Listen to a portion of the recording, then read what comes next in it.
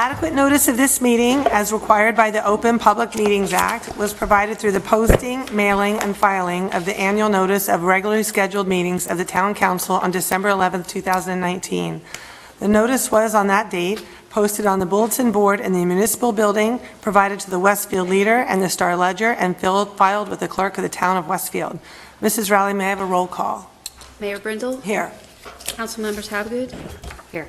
Parmalee? Here. LaGrippo? Here. Katz? Here. Mackey? Here. Contract? Here. Dardia? Here. Boyce? Here. Please rise for the invocation given by Councilwoman Hapgood and remain standing for the flag. Good evening, everyone. In a couple of minutes, we're going to be having a resolution celebrating the 100th anniversary of women's suffrage, hence why so many of us are dressed in white tonight. So I thought for the invocation it would be appropriate for me to read the words of a song that were sung by a number of the suffragettes. It's called Happy Hallelujahs. Great wrongs in need of righting should be righted right away. The principle of justice should be honored every day. The right should never linger for a moment by the way, as truth goes marching on. The world is growing better, and the time is near at hand when the civic wrongs of woman shall be banished from the land, and she shall have the ballot in response to her demand, as truth goes marching on. And when the old injustice with its cruel wrongs shall cease, and woman long in bondage shall be granted her release, our happy hallelujahs shall proclaim the dawn of peace, as truth goes marching on. Glory, glory, hallelujah. Glory, glory, hallelujah. Glory, glory, hallelujah, as truth goes marching on. I pledge allegiance to the flag of the United States of America and to the republic for which it stands, one nation, under God, indivisible, with liberty and justice for all.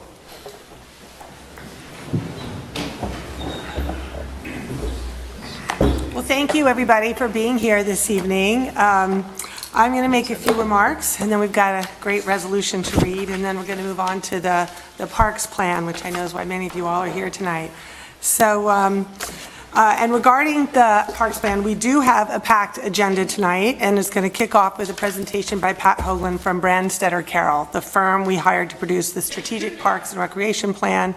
It is a very detailed and exciting document, and I hope all of you have had the chance to review in detail. You'll get a summary of it this evening.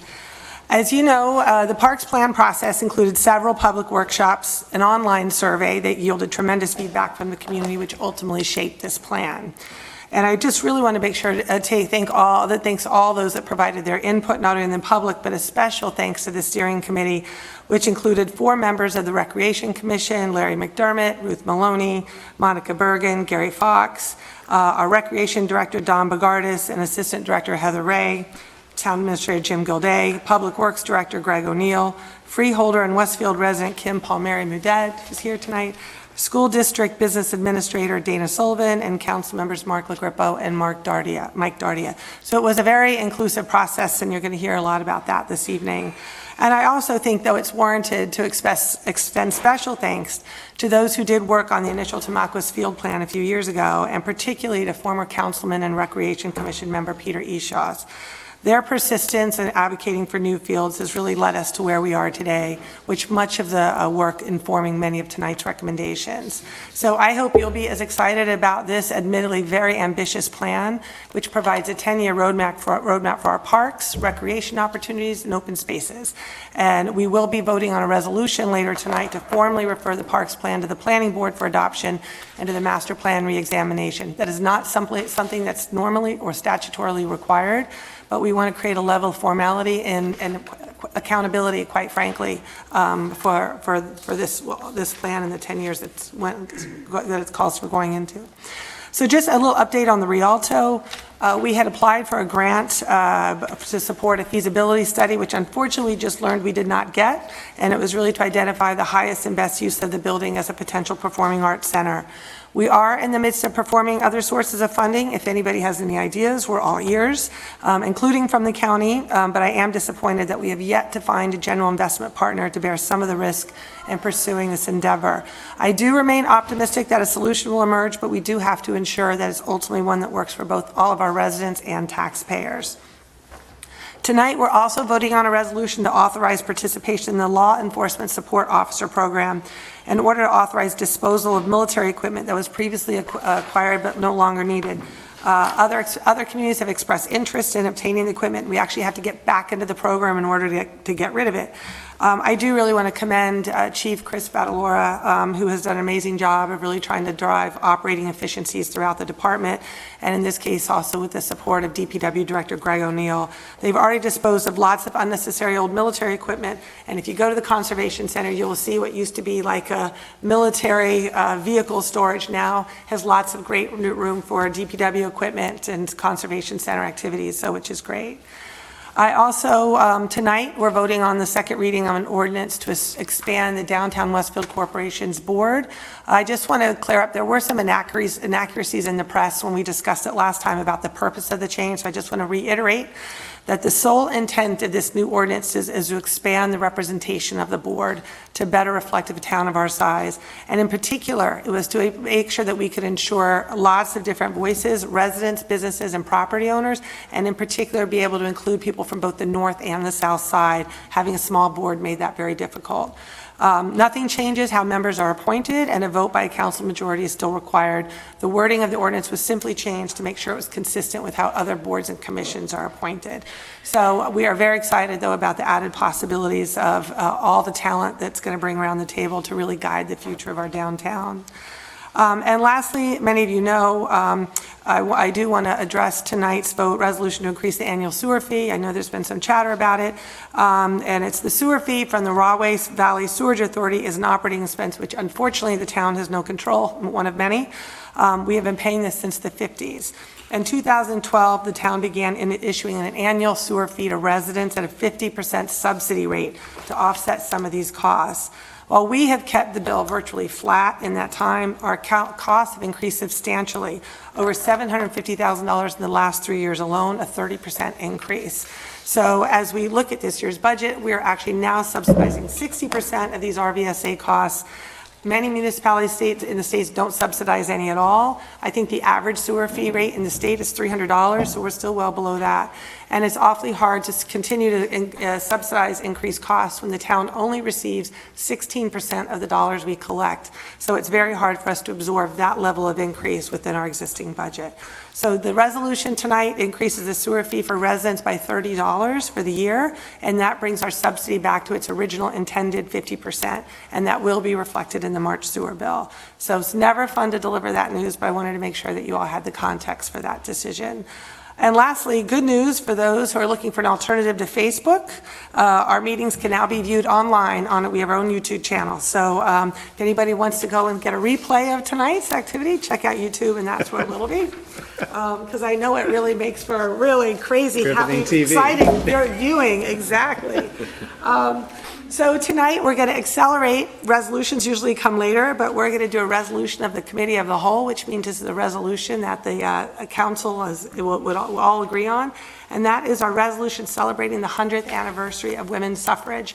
Yesterday, or Sunday, was the 100th anniversary of New Jersey's vote to ratify the 19th Amendment. So I'm going to do something a little unorthodox. I'm going to come up front. I'm going to ask these two women, and I'm going to ask all you ladies out there to come up here while I read this resolution. So come on up.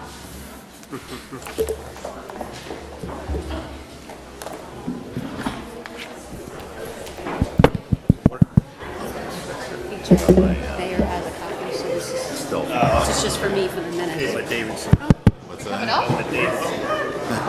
You're not allowed to drink at a bottle. What's that? Hey, Kim, how are you? Oh, God. Hey, Kim, how's it going? Hello, ladies. That's quite a Ruth, get up here. Wow, this is great. I just called you. Come on, you are, come on. Absolutely. You get up here. Seriously. I love it. That's awesome. All right, this is great. Where's Where's Lynn? Okay, there you are. You get lost in all this sea of white. Okay. This is a resolution celebrating the 100th anniversary of women's suffrage. Whereas 2020 marks the 100th anniversary of the ratification of the 19th Amendment to the United States Constitution, guaranteeing and protecting women's right to vote. And whereas this centennial offers an opportunity to commemorate a milestone of democracy, that the right of citizens of the United States to vote shall not be denied or abridged by the federal or state governments on account of gender. And whereas New Jersey has had a long, storied history in the suffrage movement, with New Jersey women playing a crucial role in pursuing the rights of women to vote. And whereas in 1776, women property owners were enfranchised under the New Jersey State Constitution, which was unique in the nation at the time. However, in 1807, the New Jersey legislature eliminated the property requirement for voting rights and limited the ballot to white males. And whereas in 1867, New Jersey residents Lucy Stone and Harry Blackwell organized the New Jersey Women's Suffrage Association, devoted to gaining women's suffrage. And whereas in 1909, New Jersey's first open-air suffrage rallies were held in Orange and Newark, led by Dr. Emma O. Gantz and Martha Klatchkin, with the NJWSA collecting 5,000 signatures for a petition in support of the federal amendment guaranteeing and protecting women's constitutional right to vote. And whereas, although the 1912 state referendum on women's suffrage was soundly defeated in the New Jersey legislature, a corner was turned for the New Jersey suffrage movement.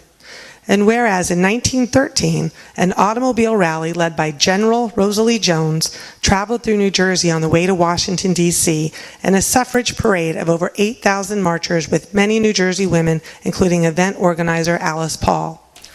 And whereas in 1915, a second suffrage constitutional referendum was pursued in New Jersey, New York, Pennsylvania, and Massachusetts, with active campaigns by many suffrage organizations, including the passing of the Torch of Liberty via tugboats on the Hudson River from New York to New Jersey, but was defeated in all 4 states October 1915. Learning a lot, aren't you? And whereas, didn't come easy. In 1917, New Jersey suffragists Allison Turnbull Hopkins, Julia Holbert, Beatrice Randall Kincaid, and Minnie D. Abbott picketed in front of the White House as part of the Silent Sentinels and subsequently were arrested and imprisoned. And whereas on June 4th, 1919, Congress passed the 19th Amendment guaranteeing all American women the right to vote. And whereas on February 9th, 1920, New Jersey became the 29th state to ratify the 19th Amendment granting women the right to vote. And whereas, shortly after the ratification of the 19th Amendment, Margaret Laird and Jenny Van Ness were the first 2 women elected to the New Jersey Assembly in 1921 and in 1925. Rebecca Estelle Bourgeois Winston of Estelle Manor was New Jersey's first woman mayor. Now, therefore, be it resolved, in honor of the 100th anniversary of the ratification of the 19th Amendment, the town of Westfield will light the municipal building in purple. We tried, we didn't get it done today. One of the colors of the New Jersey suffrage movement. Be it further resolved that the mayor and town council of the town of Westfield supports the efforts of New Jersey suffrage centennial New Jersey Women Vote and strongly encourages local celebrations of the historic milestone. And be it further resolved that the mayor and town council of the town of Westfield will transmit copies of this resolution to federal and state elected officials, including the governor of the state of New Jersey, the secretary of state, and the New Jersey League of Municipalities. Thank you, ladies.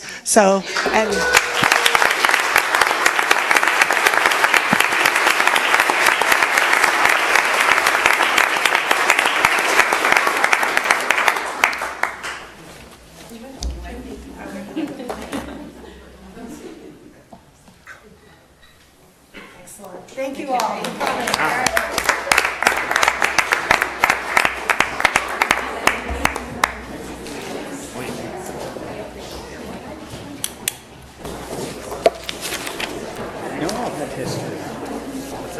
I know. Dave? Can't believe our state legislature turned it down so many times. No, we were the 29th. We were only the 29th state. Slow. Well, that was fun. Okay, so now switching gears a bit. I think I'm handing this over to Pat from Bright. Is that right? Brad Center Carroll for the recreation plan. Yep, and we're going to come out that way. Yep.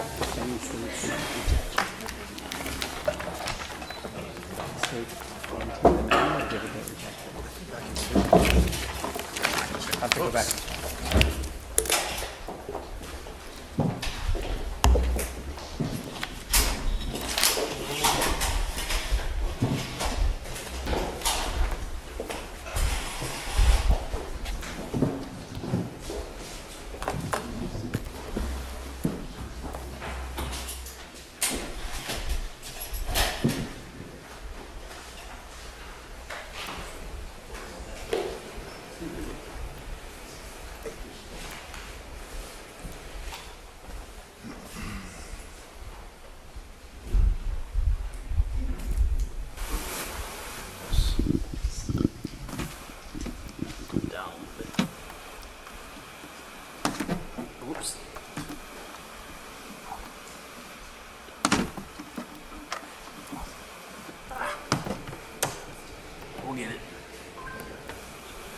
All right, while Pat's setting this up, just want to just brief introduction again, as the mayor mentioned. This is, if you haven't read the report, it's a very comprehensive plan that Brandon Senator Carroll, Pat Hoagland, his group did.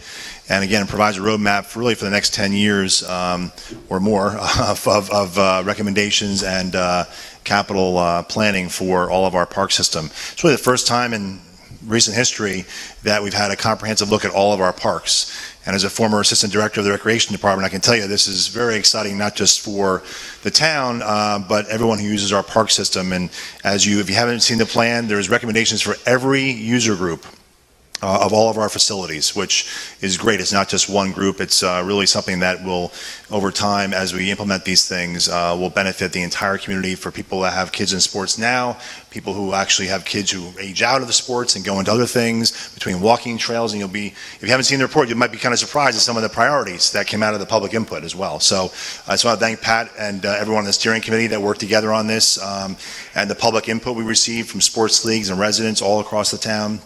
Last summer and fall and spring, actually. So I'll turn it over to Pat to make this summary presentation. Thanks, Pat. Thank you. It's a real pleasure to be here tonight after about a year of working with the community.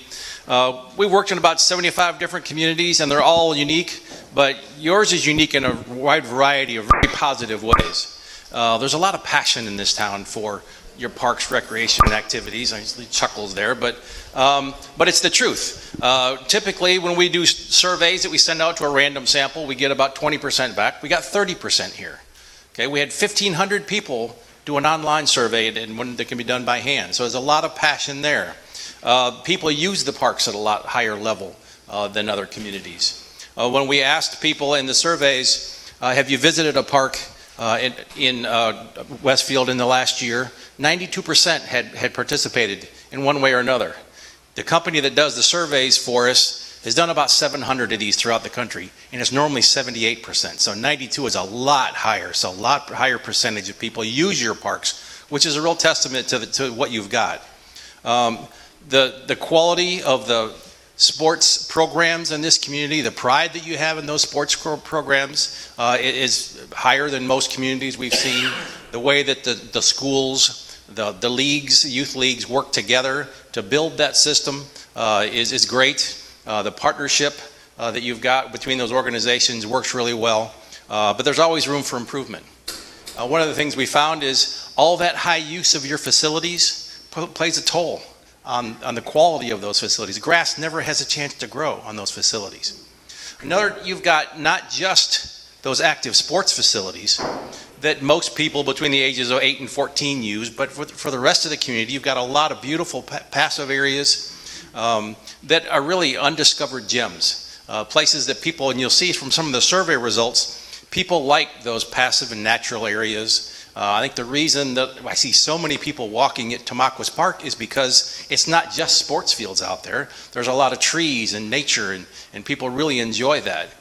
So it's people don't want to be, the Sid Fay Houlihan, it's great if you're playing soccer or other sports, but for anybody else, it doesn't offer anything. It's not a great environment next to railroad tracks. But when you go to Tamaqua Memorial Parks, and it's the others in Brightwood. There's a lot of nature there that you can enjoy, and that's healthy for everybody. So we're going to talk about some of the whole process that we've been going through in the last year. We've done a lot of listening throughout this process. We started out with internal and external assessments, looking at your facilities, your programs, assessing the parks, looking at some of those gaps and the opportunities. The most fun part of the process is the engagement phase, where we did a lot of public engagement. We listened to a lot of people, and we'll show you some of the results of that. From that, the steering committee worked with us to develop a vision, mission, values, goals, and objectives for the future, for your next 10 years and beyond. And then from that, then we developed the plan. So none of these recommendations were predetermined, before the start. It was something that was based on what we heard from the community. One of the things we did was map a 10-minute walk to a park. Is that focused? Yeah, maybe a little bit more.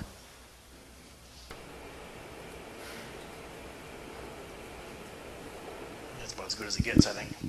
I hear you're going to be getting some new technology in here in the future. No. But the brown or orange areas is a 10-minute walk to a park, and the blue areas is a 10-minute walk to a school. So you've got 66% of your population lives within a 10-minute walk to a park, and 83% if you consider the school properties as well that have playgrounds and activities. So that's pretty good. That's a national program that I think about 300 mayors across the country have signed on to have a 10-minute walk to a park for everybody. So you're well on your way, but you can start seeing some of the areas that aren't in the blue and the orange that there's a gap. We also mapped 12 different recreation activities and facilities, playgrounds, ball fields, trails, all those types of things, and then layered those on top of each other. And what you see here is those red areas are the areas that don't have very good service in terms of recreation activities and facilities, and then the brighter the blue, the more facilities. So you start seeing some gaps in terms of where who has access to a variety of facilities. So that was just part of the analysis. We did some benchmarking to 45 other communities. There's a national program for the National Recreational Park Association called Park Metrics, where a lot of communities put data into this program. So we looked at communities with a population between 10,000 and 50,000 in this region of the country. And what this shows is, in some of the facilities, that you're pretty close. You don't offer like adult baseball and community gardens or something that weren't available here, that were in a lot of other communities. You have a similar or better level of service in other communities. But one I wanted to point out, for here, like rectangular fields, that was one of the discussions, and a lot of people came to the public workshops, just the other end of the building. A lot of kids with their soccer uniforms on came to those meetings. What this means is you've got 10,592 people per field, where in the average of those other 45 communities was 3,833. So about 3 times as many kids playing on each field than you have in a lot of the other communities. That tells you there's a real shortage of those types of fields. So that's one thing we had to deal with. And then going back to the point that your fields that you do have are overused and they don't have time to recuperate. So that's one thing to keep in mind.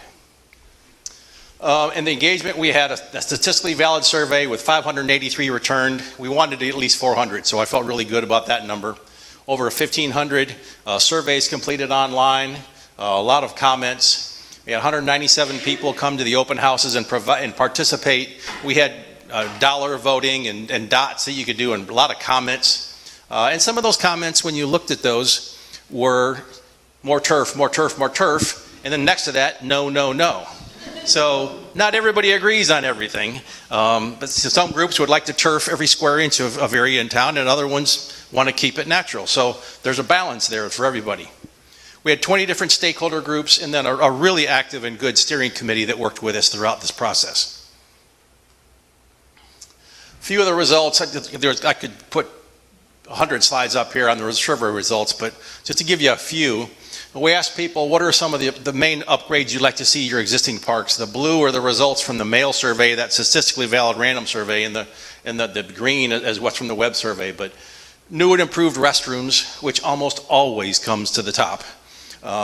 Walking and hiking trails, drinking fountains, bike trails, trees, landscaping, shade, playground equipment, improved parking. And you can start to see that the sports groups that stuff the ballot box some, pushing for the artificial turf field and the sports field lighting, and that's okay. That's the way that you find out about these surveys. One is mailed to a random sample of homes. The other one is all the people that Don and his department have email addresses for, or that soccer coaches send out to, or lacrosse coaches send it out. So you're going to have a higher participation of the people in that web survey than in the other, and we expect that. But we want to hear from both those groups. In the statistically valid survey, we had two questions that were combined. One was, how well is your need met for some facilities? And then, what are the most important facilities for your families? And you take those unmet needs and what the higher priorities are, and you get this priority investment rating. So your walking and hiking trails, paved bike trails, natural areas, nature parks, small neighborhood parks, and large community parks all get a high priority. And then below that, there was even more beyond this, but medium is dog parks, swimming aquatic centers, soccer fields, playgrounds, picnic shelters. What you see is those types of activities that you do with your family, that you do your entire life, come to the top of the list. The sports facilities are a very important group to meet the needs of, but it's not the most important to a lot of residents. So that's something to keep in mind. There's a balance there again. We asked the same question for programs, and the types of programs with the highest unmet need and the most important to communities, or special events. And we see that all over the place. Those events and concerts and things that bring a community together are really valued by a community. That's what makes them unique.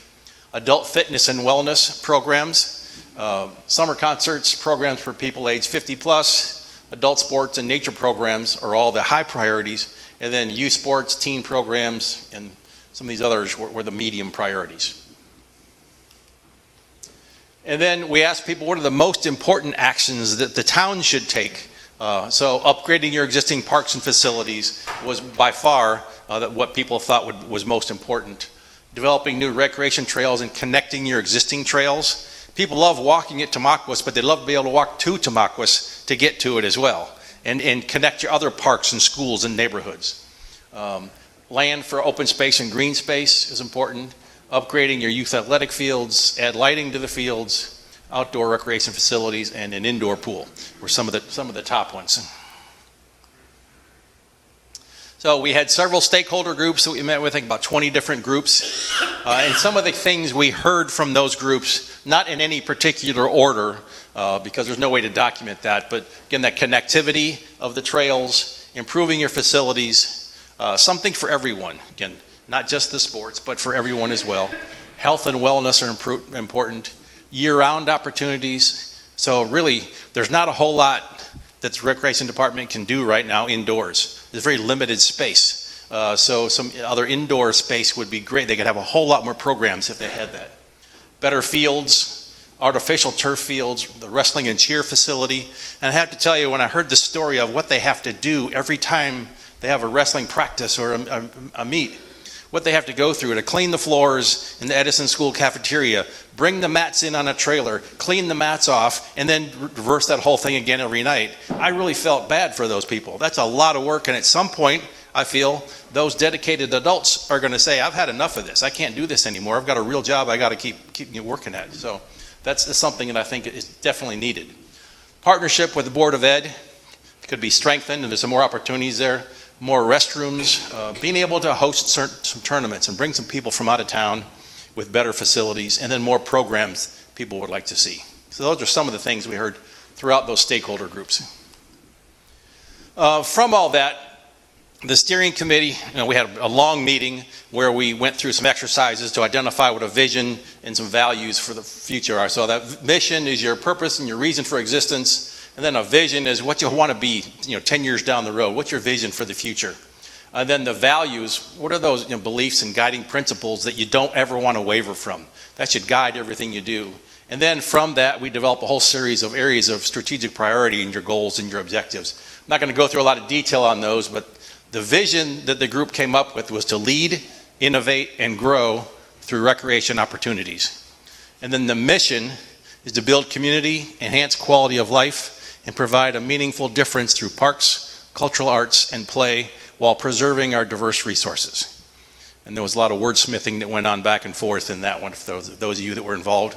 Then a few core values, the service, that quality of service, recognizing the history of this community, being innovative in your types of programs and activities, building a stronger community, always keeping safety in mind, developing a culture of customer service, wellness, and fun, and then inclusivity, making sure that everybody has access to the facilities and programs. It's 4 goal areas, and there are really more buckets to put the recommendations in, but one is great places and spaces. That's more of the physical types of things. Great experiences relates to the types of programs that you offer. The team empowerment and preparation is really getting your staff the tools they need to do those other 2 things above it. And then finally, operational excellence and fiscal responsibility, just to keep everything open and running effectively. So, getting into some of the recommendations. We have some site plans here from some of the parks I want to talk about. And the first one is Tamaqua. And let's make sure I don't hit the wrong button here. Yep, I think that's it. Yeah, there it is. Where do we start? One is, let's see, we've got another entrance off of Lambert's Mill Road, just to relieve some of that traffic congestion that you have at the entrance now. These white areas are more parking all along the perimeter and the outer part of that loop. There's a field house here for the wrestling and cheer and possibly some other activities. There's a potential development area back here. The town has put out a request for proposals to do a wetlands delineation study in that area, so we can find out what we can and can't do in that area to see how much potential we have. But part of that is an old shooting range the police department used, and it's not much, the vegetation in that area is not very good. You can just push almost every tree over just by pushing it. But when you get back across the creek, it's a lot higher quality area. And let's see. Oops. Then we get up here, I think there's some old shuffleboard courts up in this area, but we're putting some pickleball courts and fitness equipment in that area. Where that old cabin restroom is would be replaced, a new bridge across the creek, and then improving the shelter in this area, and then developing this area that everyone in the area uses as a dog park anyway, making that into a formal dog park. It's a lot of shade, it's nice, people are used to that. You can run off leash and not break the law. So that could be a very nice area for that type of activity. And then developing some nature trails on the other side of the creek there, where it's really pretty over there. I don't know how many people live in that area. I'm sure have used it quite a bit, but a lot of other people just haven't explored it. Some other improvements up by the pond, developing a rental meeting type of a facility. It would be like a 4-season type of a shelter overlooking the pond. You have a fireplace and a garage door types on the side you can open up. Just some kind of a rental facility to get more space that people can use for programming. Be a great place for some of the summer camp programs that take place out there as well. And then, let's see.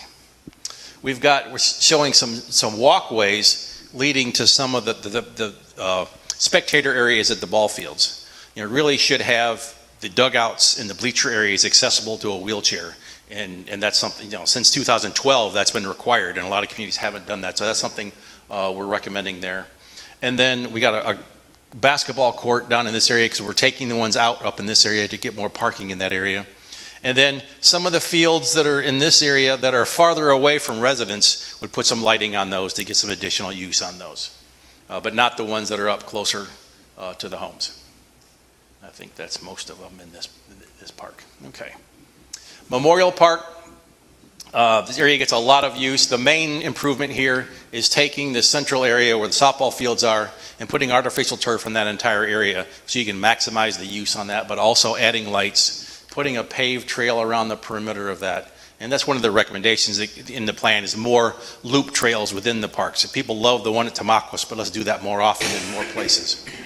We're identifying, upgrading some of the playground equipment in that area. You've got a new restroom building there now.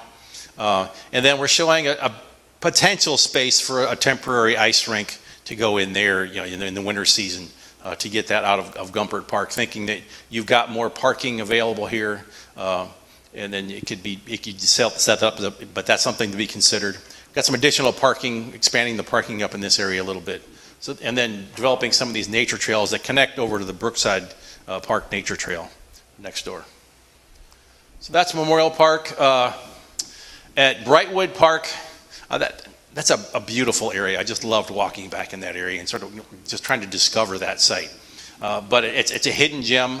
I'm sure the people that do use it love it the way it is. But I think more of the community would like to see that. When you see the survey results that want more natural areas, more exposure to nature, this is a good area to do that. So what we're showing is improving some of the parking, putting a picnic shelter, a nature play area, which is more rocks and logs and those kind of things, not that big, not a lot of plastic and metal. Some fitness equipment and a small restroom here, putting like a canoe and kayak launch, a dock type area in this area, and then throughout the rear part of the park, developing some mountain bike trails in those areas. And you got a mountain bike group that will do that work for you, that will maintain that for you. And it also will be accessible for people to use that they want to walk their dogs or walk themselves.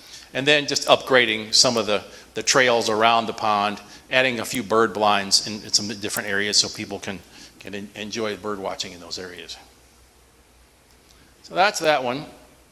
Edison School, we started looking at possible places where you could put more artificial turf fields. And that was some of the controversy that started this process, as the mayor had talked about originally, was the study showing putting artificial turf in Tamaqua. But we felt that would really change the character. You put a big fenced-in area in the middle of that park, it would change the character of that park quite a bit.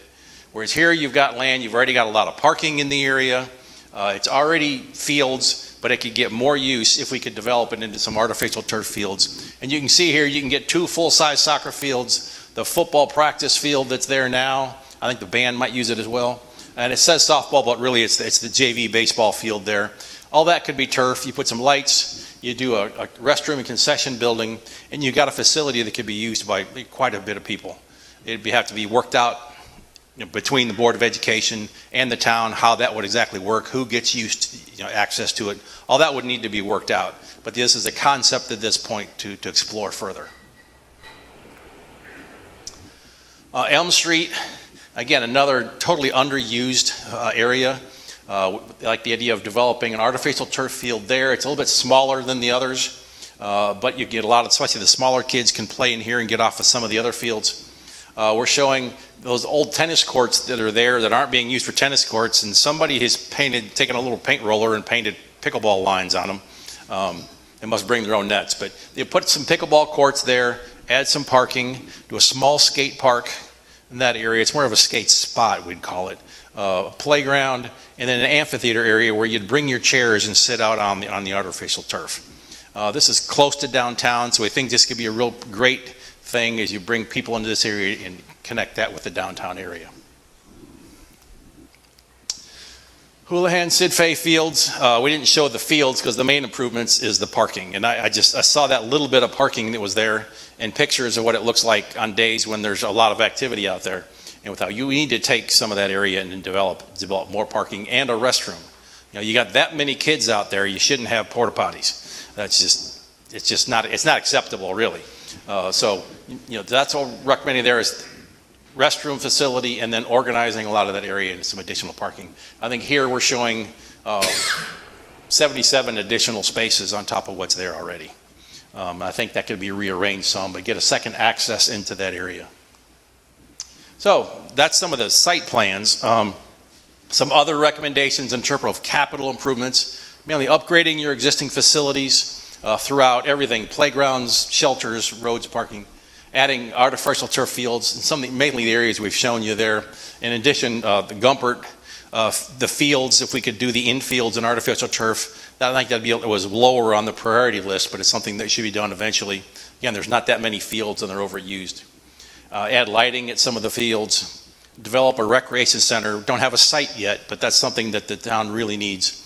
And a field house at Tamaqua for wrestling, cheerleading, storage. And if it's that space where the town is doing the wetlands delineation can support it, maybe that's where the rec center goes, or some other types of indoor activities, possibly. Consistent signage throughout the entire system, so that, you know, the most positive service the town provides as your parks and recreation. So let's show it off. Let people know that this is one of our parks. It's not Union County's, it's not somebody else, it's yours. Improving the ADA access and handicap accessibility to all facilities. Again, something that should have been done by 2012 and needs to be addressed.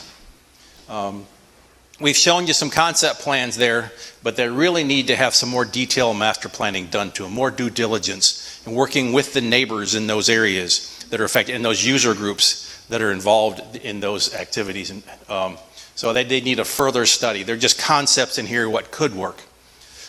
Linking the parks and the destinations through the bike and connectivity plan, pedestrian bike and ped plan you've got.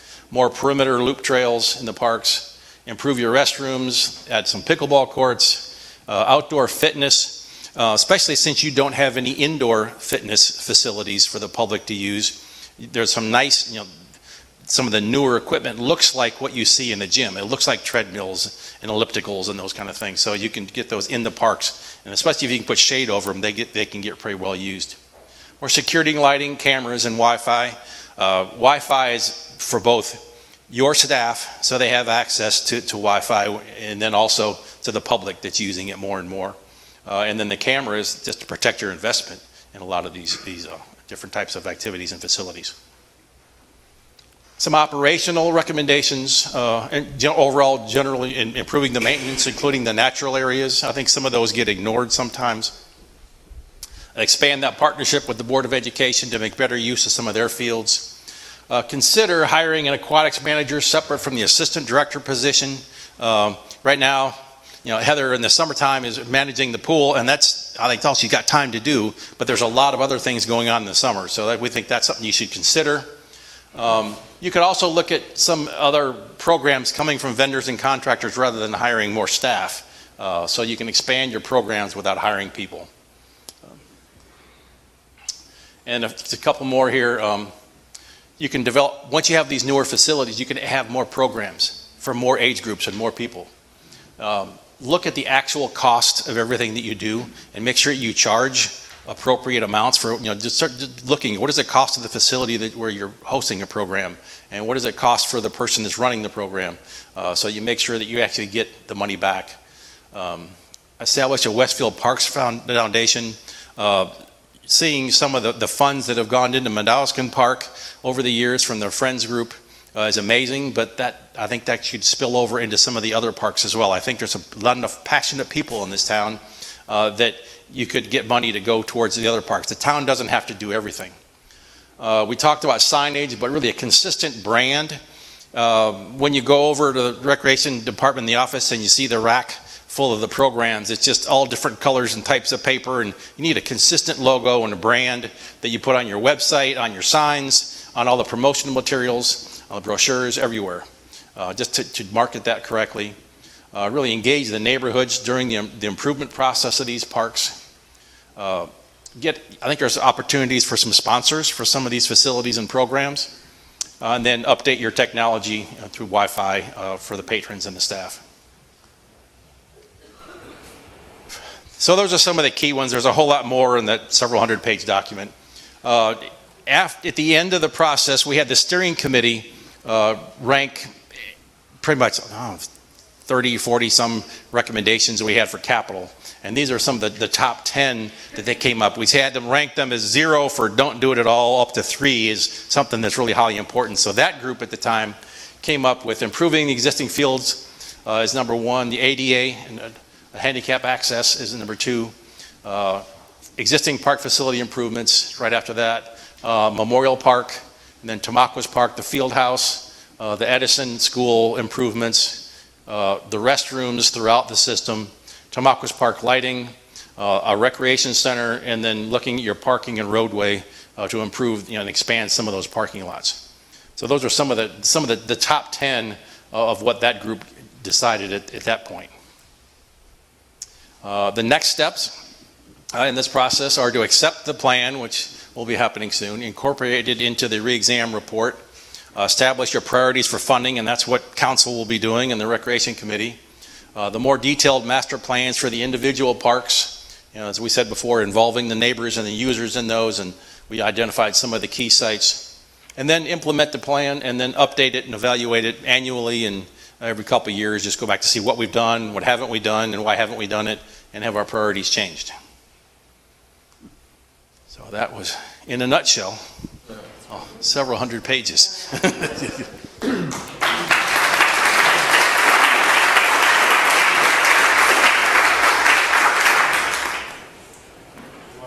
Questions, Mayor, in case anyone in the public has questions?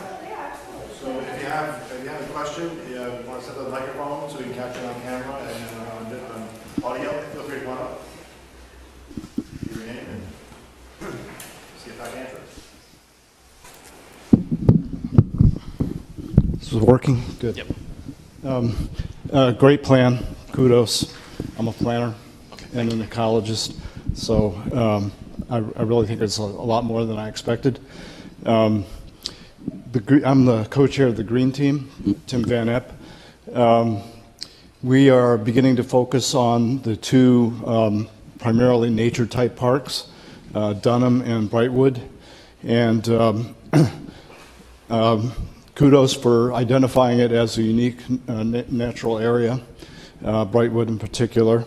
Yeah, it's a little bit remote and not a lot of people use it. We think that its natural aspects are in trouble, big trouble. There are a lot of invasive species there. Our experts are thinking that there's only a few years left before the park loses its natural attributes. There was a plan for restoration done in 2008 by an ecologist who focused on what species that needed to be eradicated, what native species needed to be planted and encouraged, what the habitats were, what the potential for attracting birds was, what birds were there, already. We think that, unfortunately, that plan wasn't implemented. The recommendations weren't implemented. The town didn't have enough funding at the time. But we believe that now is a good time, with all this park planning going on, to update that restoration plan. And so if you're planning to do a more detailed master plan for Brightwood, we think that an ecologist would be a good part of the team, and there should be a component that addresses invasive species, native species, and looks at the habitat needs for food and nesting and so forth for the birds and other wildlife there. So far, the concept plan focuses a lot on structures. There's a half dozen structures. There's a boat dock. There are bike trails. And my sense is that there's a cumulative impact of all that in a very small park relative to its natural attributes. And so I think before you implement some of these actions, some of these capital improvements, this master plan needs to be done. So rather than doing the master plan in parallel with capital improvements and bike trails and structures and boat docks, you should do the master plan first. It should have an ecologist as part of the planning team. I agree 100%. Okay, that's good. what we've recommended, is that more detailed plan be done for several of these parks, just to go into more detail than what we've just doing a concept here. Okay. Just very quickly as an example, it's a very small pond. If you put a boat dock there, people are going to canoe around it. If you remove all the vegetation from around the shores, you're not going to get wading birds, stopping there. Right. It's going to be too busy and too barren. So that's our comments. Okay. Thank you.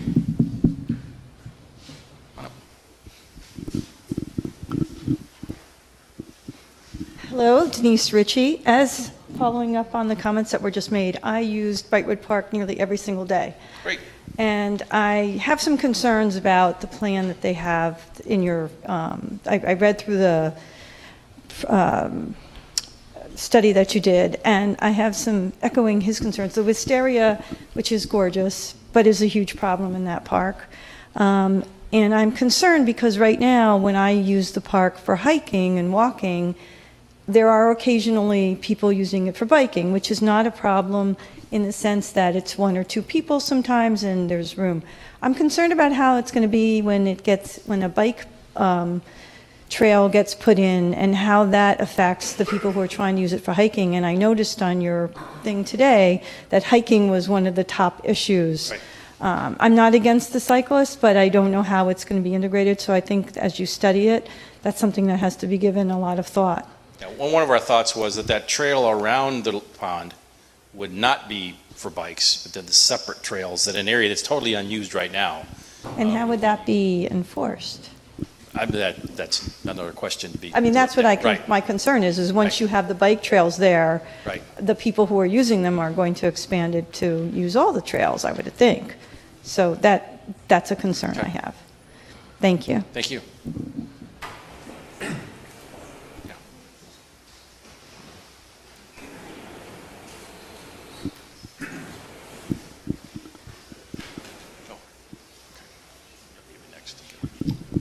Hi, my name is Steve Kelly. My property backs up to Brightwood Park, and I would just like to follow up on the point that the young lady that was just up here said.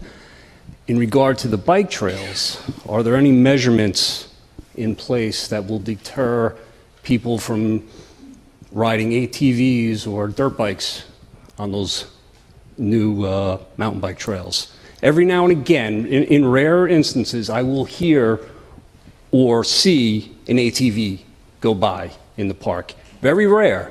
I just think that if there are now new mountain bike trails in there, I think that's going to be appealing to people that are riding motorcycles and stuff, and they're going to want to take advantage of that. Are there going to be any deterrents to prevent that from happening? There could be. I mean, definitely it's be an enforcement issue. Exactly. How it's definitely signage, but that doesn't always keep people away. But designate areas where that those are not allowed.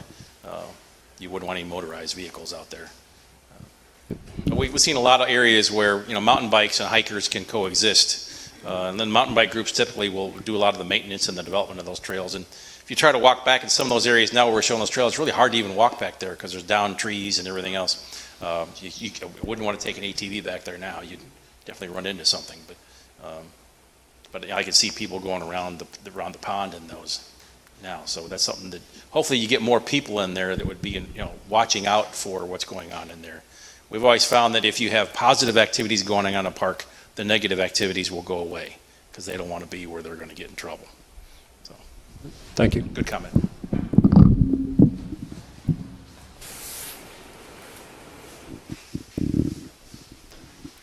I too want to echo those concerns about allowing mountain biking in Brightwood Park. I've lived in Westfield almost 25 years. My family uses that park frequently. And I can tell you over 25 years, or maybe 23 and 24 years, that there are the occasional kids who come and bicycle in the park, and it's totally inappropriate because there are people, such as myself, who are hiking. And even to access the area that you've identified for mountain biking, they're going to have to go through the areas where people are walking in order to get to those areas.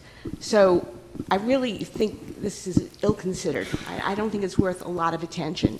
It's just wrong for that park. And when I looked at I read very thoroughly everything about Brightwood Park in the program. I didn't read the whole hundreds of pages, right. But I read every section that dealt with Brightwood Park. And it wasn't until the end with the recommendations that you inserted the mountain bikes. There was nothing about mountain bikes. Everything was natural. And then mountain bikes. So I really question where this is coming from. I think there's a constituency of people who want it. And in my family, one of my sons is a mountain biker.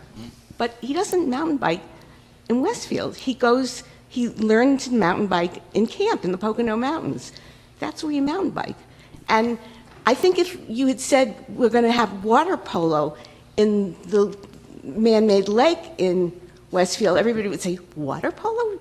You don't play water polo in Westfield. Well, we're Westfield. Mountainside is the side of the mountain. Summit's the top of the mountain. That's my point. Okay. I have one more point. Sure. One of my most enjoyable times in Brightwood Park was one Earth Day cleanup experience. I was with my friend Sydney Marshall, who used to be a resident of Westfield, and she's a PhD archaeologist. And going with her, cleaning up, was an amazing experience because she saw all kinds of artifacts from the Indians who used to live here in Westfield, and she also showed me different artifacts from the people who used to live in Brightwood Park in the 1930s during the Depression when they didn't have homes and they camped out in that area that's Brightwood Park. So there's a lot of history in that park. And again, the mountain bikes. I don't want to see the history obliterated by a use that really doesn't belong in Westfield. Okay. So that's my But point. one of your points, though, is there's such amazing things in that park. We need to get more people to experience that. You had a unique experience. More people should be able to have that experience. I agree, but not with mountain bikes. Okay. And Right. I'm fine with you Okay. having a little Okay. shed or something and teaching, or just having a nature person who, you know that person's going to be there every Saturday and Sunday from 1 to 3, something like that. That's not a physical thing, that's a person. Program, right. Yeah, definitely. And birds, by the way. I've met many birders who come from outside of Westfield to that park because they know that there is a plethora, an amazing diversity of birds that come to that park. So that's something also that, I like the bird blinds and all of that. Okay, great. No mountain bikes. Okay, thank you.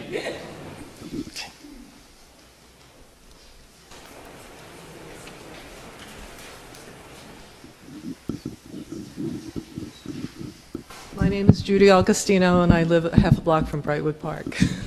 So I want to reiterate what everyone before me has said.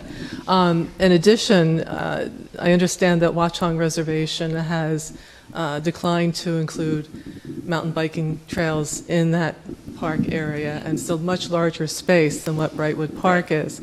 I really think that Brightwood Park is not the place for mountain bikes trails. All right, thank you. But for the reason that it's negative environmental impact. Okay.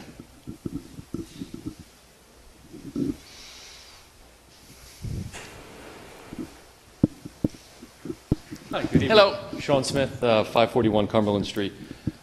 First, I wanted to thank you that I read all 521 pages. Well, I didn't read them all because a lot of them are images. Skim through them, I hope. No, a lot more detail Okay. than that. And I was fascinated by the fact that we have finally a fairly inclusive or all-inclusive plan for the town. But some of the comments that you said earlier, I just took a little bit of exception with the concept of stuffing ballot boxes with children and parents who took the time out of their days to come and actually come to your different events.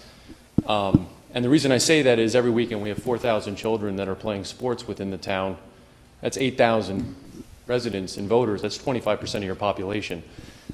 So when they're coming out and they're saying to you, this is what we prioritize, don't discount it because they come out in force. I didn't mean to do that Understood. at all. Yeah. Understood. But one of the core things that I heard up there is that the core values of town is that we want to have safe places for our citizens to enjoy. And I noticed that you only really talked about 2 of the Board of Ed fields, but we've got fields throughout the town that are candidly in deplorable condition. I think you talked about lack of maintenance, inability. And what I didn't see in the plan was any type of maintenance recommendations to the municipality other than you have to take care of this. And the reason I raise that is I don't know, not more than a decade ago, maybe it was a decade ago, Sycamore was redone and wasn't maintained, and now it's back to the exact same condition it was a decade ago. Unsafe, without a lot of real grass or turf, and it's not actually being used. I mean, there are a couple practices there a week, but it's not a field that's used on a regular basis. Because of the condition, probably, right? Well, and as a result, nobody's using it. Right. And we're at a point now where things do need to be done. And what I didn't hear from you was what's in the plan relating to the recommendations from a timing perspective as to what you recommend be the priorities. And I also didn't hear anything talking about the costs. And I think the citizens of the town should be aware of some of the significant costs associated with it, and that some of the recommended plans and the priorities that are contained in the plan are utilizing Board of Education fields that right now the town has no authority over. Right. And while there may be someday down the road a cost-sharing arrangement with either purchases or lease agreements, they don't exist. So while it exists as we sit here right now. So while that's there, I think it would be appropriate for the town and everybody that's watching right now to really understand what you as a consultant and ultimately plan provider or author of the plan prioritize and what the ultimate costs are associated with that so that we can be as citizens informed as to what we're trying to do here. Okay. Thanks. Great. Thank you.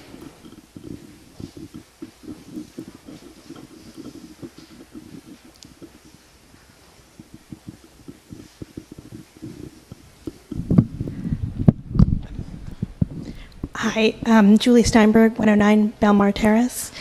I just wanted to say thank you to everybody for making the ADA requirements such an important and prominent part of the plan. I don't even know if I could express how happy and excited so many of us were to see that included, and it fulfills a commitment that the mayor made to us and to many of us on the council here have made and have been making on an ongoing basis. And I want to thank you for putting it in there and making it a top 10 requirement. I just want to emphasize, there were some great points, and I know you can't talk about every ADA issue, and I could not read every ADA issue, although I did search.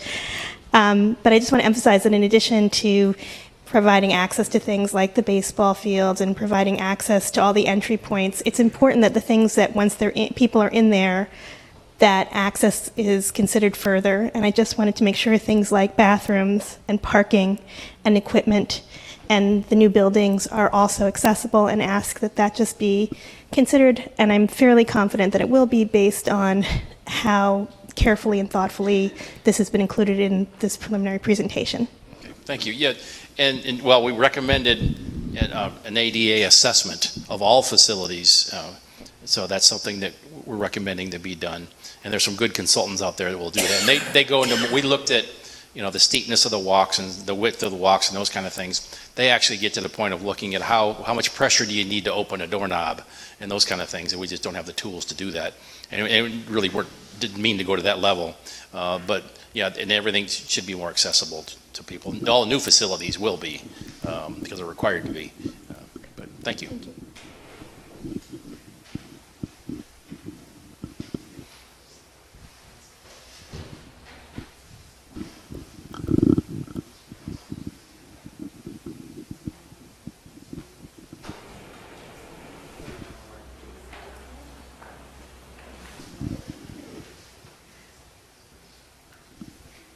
Hi, my name is Peggy Oster. I live at 410 Topping Hill Road. I'm here as a resident and also as the board president of the Board of Education. One, as a resident, 30-year resident of the town, I thank you very much for all the work that you put in. Sports has been very important to my family, whether or not it be on a field, in a pool, or wherever. So I appreciate all the work that you did that, and the town has supported it. In reference to being the president of the Board of Education, I just want to say that, and I wasn't really going to speak this evening, but the board is willing to work with the town. We understand that the town is lacking in property for some of these fields and so forth, and we do really want to see how we can work together to come to a common goal for more fields for the community. The board works with a very strict budget every year. I think we're at about $110 million now. We are locked into a 2% increase every year, so we use that money and we try to put out a very fiscally responsible budget, and of course our main priority is the education of our students, and I think we do a great job at that. In reference to fields, I've been on the board, this is my 6th year, and we've discussed a lot of the fields in town. And the first time we really heard about the town wanting to use some of the fields that belong to the Board of Education really was in the beginning of January, when I took over as the Rec Commission liaison to the Board of Education. So we have a lot of homework to do to decide what's best for the community, both in reference to fields, parks, and so forth, and also the education of our students. So, I say I look forward, sounds like a big job, to working together, but I think it would have been great if we would have had a Board of Education member. I was very surprised to hear who was on the liaison committee, and it included Dana Sullivan, who is an absolutely, I cannot stress, an amazing business administrator for our community. But it didn't include one Board of Education member who are residents of Westfield and so forth. So we're a little disappointed that we weren't brought in beforehand to talk about this, and also to have given you a lot of the information that we have, because we've looked at these fields before, and we have an architect who's looked at them, so we have spent money to do that.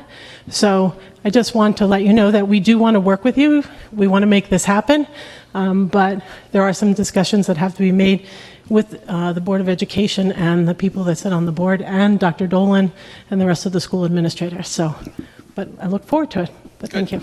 And you know, we're looking for a win-win situation, something that benefits both groups. The town can do some things you can't, and vice versa. You've Right. got land that they don't have, so. Right, and there's a lot of financial constraints, but, you know, the master plan for parks is looking out 5 or 10 years. At the same time, you have to mix that with a plan that is a 5 or 10-year plan out for the schools. Right. And we're very fortunate that our enrollment has not decreased like a lot of our adjoining communities, Scotch Plains, Cranford, Summit. We still stay steady at about 6,300 students. There's a lot of development going on in town. That number could go up. We have to take that into consideration, and we have to kind of mesh your 5 and 10-year plan with our 5-year plan, and, you know, do what's best for the community overall. So, thank you. Thank you.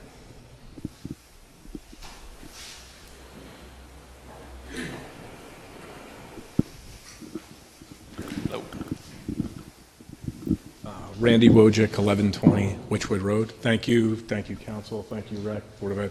Peggy, thanks for your words. And I want to emphasize one thing. I don't want to reiterate everything Sean said, but I think you need to put the users, like the head of Westfield Soccer, Westfield Lacrosse, on these things, on these steering committees, ecology. Everybody needs to be part of it. It seems like we come to these meetings and, you know, I go to the rec meetings. I don't mean to be angry or anything, but we're not included from the beginning. And just like what Peggy said, a lot of this has been done. I think we need to be included. All the little groups, all the steering committees, all the ad hoc committees. We're all part of this town together. Let's work together. Thanks.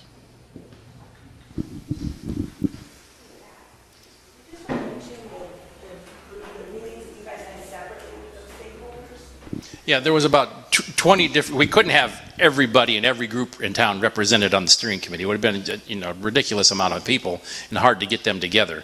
So we did have several stakeholder groups. So we met with the soccer groups and the baseball groups and the wrestling group. We met with all those groups to find out what their, you know, how they use now, the issues that they have and the concerns, and how things could be improved. So, you know, that's, we met with a lot of those different groups to get that information. I didn't mean to say it like that. Yeah. Because I was one of the people that know it. Right. What I'm saying is when they form the, when we're prioritizing and forming the bigger master plan for each of these projects, bring these people on. Oh, the individual plans for the individual parks. Okay, yeah, definitely. The user groups, neighbors and user groups are going to be key parts of those plans. Yep, right. Again, the idea of these concepts is to try to show some what could be done. Then it's a matter of priorities. Go ahead. He was already walking up, so just... I'd just like to make a brief statement about Brightwood Park as well. My name is Evan Topolo. I live at 355 Arenda Circle. I lived right near Brightwood, and I'm still kind of in that neighborhood. And I, too, use Brightwood. And my son is a biker, and he likes to bike in there, and he would like to see more trails in there. The one observation that I would like to share with everybody is I feel like that park is totally underutilized. Oh, yeah. Right? If you live, the people that live close by, they use it. There's a lot of dog walkers in there. But the majority of the people that I see in there are kids just horsing around because they don't know what else to do, right? And construction workers, people in commercial vehicles parked in the parking lot sleeping during the day. I mean, that's what you see in a park that's underutilized, right? So you go to Tamaulipas Park during the day, and there's people there. There's people walking, running, biking, whatever they're doing there. And I just don't really see it at Brightwood. Right, and then that's, again, we've always preached that, you know, the best thing to deter negative activities is positive activities, more people using the park. Right, thank you. I'm sure you didn't mean to demean any construction workers or anything.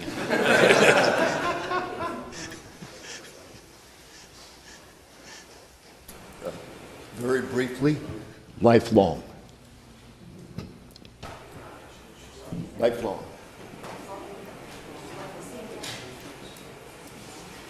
Thank you. Anybody else? Okay, thank you all very much. Again, it's been a great working with the community here. So many passionate people in this town. Thank you.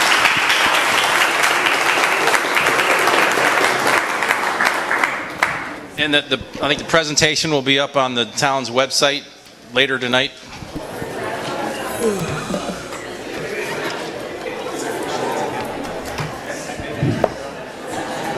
David, not Mike.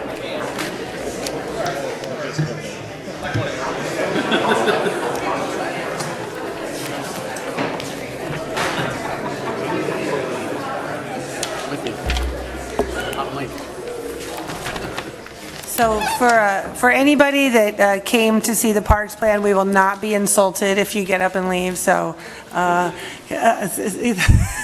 only have to say it once, I know, but please don't feel like you have to stay. We'll now get to the business at hand. Mrs. Rowley, do we have any advertised hearings? Yes, Mayor, there are two advertised hearings. The first is General Ordinance Number 2156, an ordinance amending the code of the Town of Westfield, New Jersey, in order to expand the board of the District Management Corporation of the Town of Westfield. Anyone wishing to be heard on General Ordinance Number 2156, please come up to the microphone, state your name and address for the record. Seeing no one, Mayor may close the hearing. This hearing is closed. The second is General Ordinance Number 2157, an ordinance establishing the Westfield Access and Inclusivity Council for the Town of Westfield. Anyone wishing to be heard on General Ordinance Number 2157, please come up to the microphone, state your name and address for the record. Seeing no one, Mayor may close the hearing. This hearing is closed. Councilman Mackey, please move for the adoption of General Ordinance Number 2156. Thank you, Mayor. I would like to move for the adoption of General Ordinance Number 2156 on second reading, an ordinance amending the code of the Town of Westfield, New Jersey, in order to expand the board of the District Management Corporation of the Town of Westfield. May I have a second? Second. Second by Councilman Dardia. Any discussion? Please call the roll. Councilwoman Hapgood? Yes. Councilman Parmalee? Yes. Councilman LaGrippo? Yes. Councilman Katz? Yes. Councilwoman Mackey? Yes. Councilman Contract? Yes. Councilman Dardia? Yes. Councilman Boyce? Yes. Mayor Brindle? Yes, this motion is carried. I would also like to move for the adoption of General Ordinance Number 2157 on second reading, an ordinance establishing the Westfield Access and Inclusivity Council for the Town of Westfield. May I have a second? Second. Seconded by Councilman LaGrippo. Any discussion? Please call the roll. Councilwoman Hapgood? Yes. Councilman Parmalee? Yes. Councilman LaGrippo? Yes. Councilman Katz? Yes. Councilwoman Mackey? Yes. Councilman Contract? Yes. Councilman Dardia? Yes. Councilman Boyce? Yes. Mayor Brindle? Yes, this motion is carried. And I would like to call out Julie Steinberg, who came up earlier. She is the co-chair of this Access and Inclusivity Council, has done an amazing job. So thrilled to be able to do this tonight, Julie. Thank you, So Julie. thank you.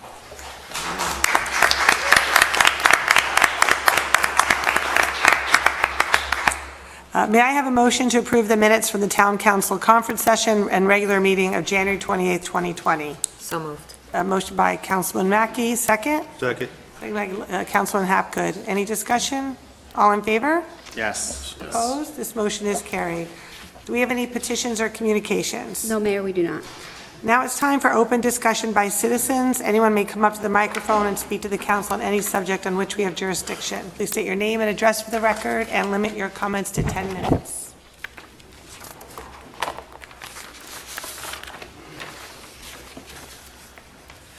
Hello. Andrew Stillifson, 667 4th Avenue, Westfield. I'm here tonight as the co-chair of the Union County chapter of JORBA. JORBA is the Jersey Off-Road Bicycling Association. We're a statewide, not-for-profit volunteer organization, and we partner with land managers all over the state to build and maintain sustainable trails. Just a little bit about JORBA. We really have three purposes. The first is to advocate for open access to trails and for trail etiquette.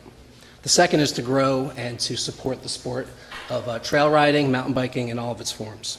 The third purpose we have is to build and maintain sustainable multi-use trails. When I say multi-use, I mean all users: bikes, hiking, trail runners, equestrians.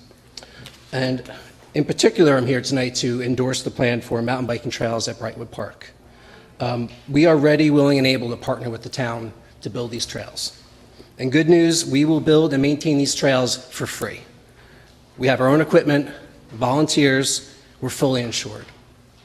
Second, it'll be easy to work with us. Both of myself and the other co-chair are Westfield residents, and we already have a dialogue with Recreation Commission about possibly partnering with the town to build the trails here. So I hope that you endorse the plan to make it one of your priorities tonight, and we're ready, willing, able to go. Separately, as a Westfield resident, I just want to say I think it's a great idea. I disagree with the notion that it's inappropriate to have kids riding their bikes on trails. I think it's a great idea. I think Brightwood is a great park for it. We already have a club team in Westfield composed of high school and middle school students, and soon there will be a competitive team formed under NICA. That's the National Interscholastic Cycling Association. So right now, we have a strong demand for kids to ride their bikes on trails, and this will be a great place for it. And second of all, I think there will be little impact to the neighbors. I definitely think the neighbors should be listened to when you're implementing any of the plans here, but putting trails in a wooded area really have minimal impact. And the last point I want to make is that mountain bikers greatly believe in trail etiquette. I think someone mentioned before, how would you police bikers going on trails where they're not supposed to go? Well, mountain bikers understand that trail access can be taken away as easily as it can be given. So we strongly support trail etiquette. That's yielding to other users, do not build rogue trails, and basically be decent people to other people on the trails. Be respectful. So in closing, I just ask you to please endorse the Recreation Commission's priorities for the Parks Plan, including mountain biking at Brightwood. Thank you. Thank you. Thank you. And I'll just reiterate what we had said earlier for the public.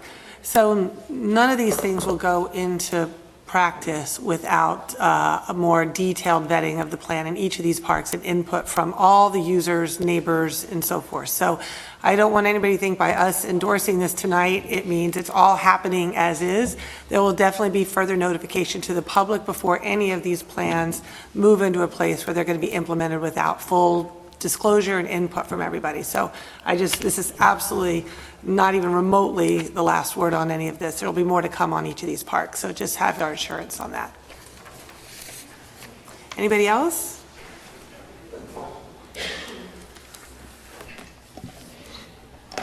My name's Bob Lewis. I live at 112 Clifton Street. I've been there for 43 years. And I've also worked for the town as a crossing guard for 26. So recently I saw the logo that the town adopted for the tricentennial. And since I work with wood, I thought maybe I can do something to give to the town for this. So I've got something here I'd like to present you with. Oh, that's really nice.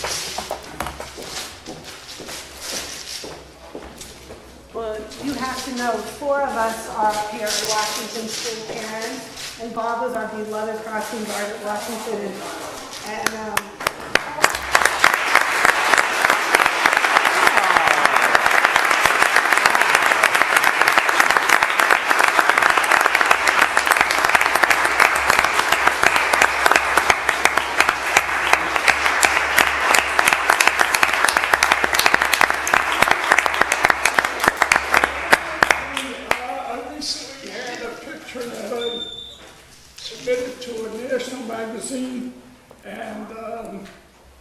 it mentioned my name and the town. He brought it by my office. And what you might not know about Bob, for every 5th grader that graduated from Washington, and I still have it for my kids, he created a wooden carving of their name. Oh, wow. Goodness. I've been doing that for about 10 years. It's quite That's so amazing. nice. This is unbelievable. Thank you Thank you so Thank much.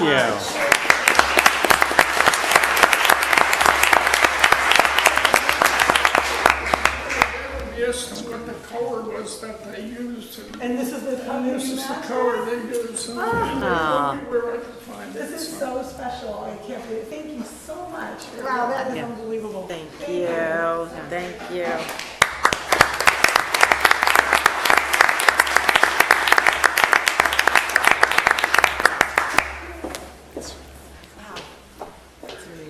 That's amazing. All right, well, that made my night. Anybody can come up with comments like that at any point, so. Anybody else? I don't know if anyone can top that, Bob. Any other comments? I think there was one or two more. Yes, more? Okay. Evan. Oh, It's amazing. amazing. You pass that around? Yeah. Hey, Evan Topolo again.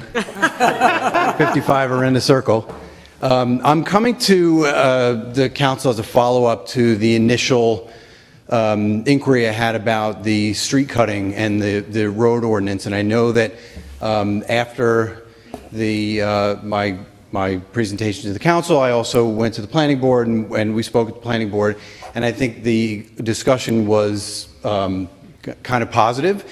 And one of the follow-ups, I'm really here to follow up on that discussion to see if we can get the builders or some of us back into the fold as far as what decisions may be made on an adjustment to the ordinance. So I know I'll that. Speak to that. Okay. So we are having a meeting on the 19th where we're going to first meet with Elizabethtown Gas. Okay. And go over some of the implications that the ordinance has had on the builders through the fees that they're charging. Mhm. So let us get through that meeting. It's essential that we have that meeting first, and Okay. then you can reach out and we will follow up. We plan to make some amendments to the ordinance, and so we'll certainly hear your concerns. Okay, thank you very much. We love the input, and I look forward to speaking about it. Appreciate it. Thank you. Anybody else?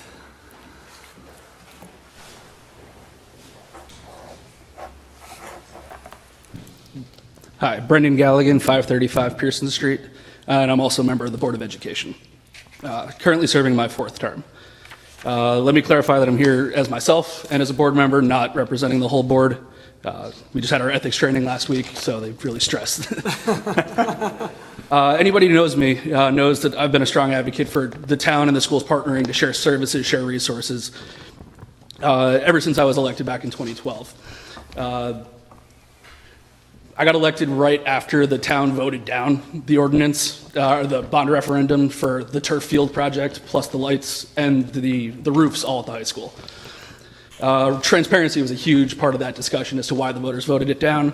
The common thinking is that everybody would have approved it had they been given 2 or 3 questions to approve, not trying to bundle everything all together. One key phrase that I saw in the Parks Master Plan was partnerships will be required at the early phases of the process in order to develop master plans for development. And that's why I'm here. It seems like the Board of Education has been kept in the dark during the development of the comprehensive plan that includes acquiring large portions of our land. Collaboration and partnerships require working together from the very beginning. Waiting until after this council approves the plan puts us in a very awkward position. The public's seen the blueprints, the public's seen the plans for turf fields on multiple school properties. If we can't come to an agreement, that makes us the bad guy. That's what, we're almost forced into an agreement because the public's now expecting a turf field at Edison. I know that's not the absolute truth, but that's what the perception is. Yes, Dana Sullivan was part of the Parks Plan Steering Committee, but she's not a board member. She's a wonderful woman. We could not function without her. But she was asked to keep her conversations with the steering committee confidential, and she did that. The first we heard of anything related to our fields was January 16th, 3 weeks ago, when the 522-page document was sent out to us. A little bit of light summer reading. I got through it in the last couple weeks, and I like a lot of what I see. I love the plan for Memorial. I love the plan for Brightwood. I like the direction that Tamaulipas is headed. I've lived here for 31 years. The parks are great. They can always use some extra work. I just wish that a board member or two had been included in the steering committee for the plan, for the parks plan, like Gretchen Oleg was for the main master plan. But the Parks Master, the steering committee was not the only opportunity for the council to fill board members in on the plans. Like I mentioned, we have Gretchen Oleg serving on the master plan steering committee. Our board president, Peggy Oster, meets with you, Mayor Brindle, on almost every week. No, but fairly regularly. frequently, yeah. We have David Contract as our board liaison, and we have a board member that goes to every single rec commission meeting. I sat in on a couple of them over the last couple of years.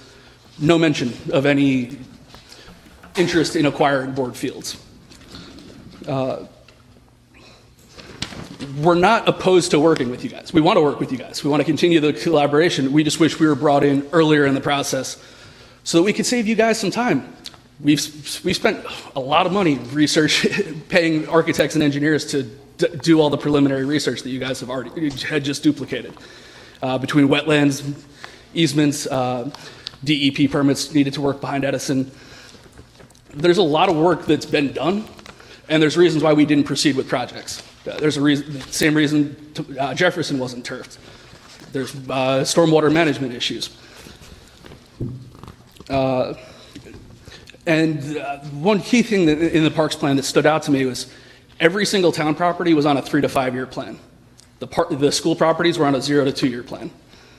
Why is acquiring our property more important than turfing the fields that you already own and control?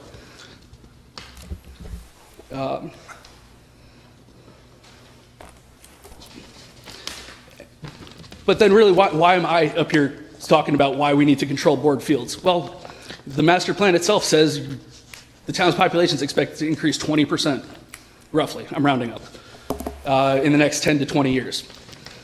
If we assume that that's a normal relationship between the student population and the overall town population, we're going to have 1,000 more kids in the school system. That doesn't include full-day kindergarten. That doesn't include, I forget which legislator, but somebody has a bill introduced that's going to require us to do pre-K as well. We could be looking at 2,000 more kids in the school system, and we are out of space already. The worst thing we could do is have the town take a school field, turf it, and then because we didn't do our due diligence, we then have to go to the voters to ask them to tear up a brand new turf field so that we can put a classroom in. So I'm asking that the council, if you're going to approve the parks plan, table section 8.6 for school fields, have a conversation with us. We want to work with you. We want you to work with us. Just make us part of the conversation from the beginning. Thank you. Thank you. And Brendan, let me just address a few of the comments that you made. Absolutely. Actually, quite the contrary of what you're suggesting. We actually thought we were being incredibly inclusive, and actually it was suggested to us to put Dana on the steering committee. No one ever if someone had said, you know what, Board of Ed folks might be better representations, that would have been fantastic. I don't disagree. We're very good at maintaining our own silence, and we're trying to work together. So my only point is, honestly, I don't know what more we could have done, and we didn't go into this parks plan saying, let's go take a look at school fields. We just wanted to say all options are on the table, right? And so if so, let's include someone representing the school district so they're not in the dark if any of those recommendations come out. So, and I meet with them regularly, which I think is something that had happened previously. So we talk all the time, and I was with Dr. Dolan for 2.5 hours today. So no, I think the relationship between the town and the schools have never been better.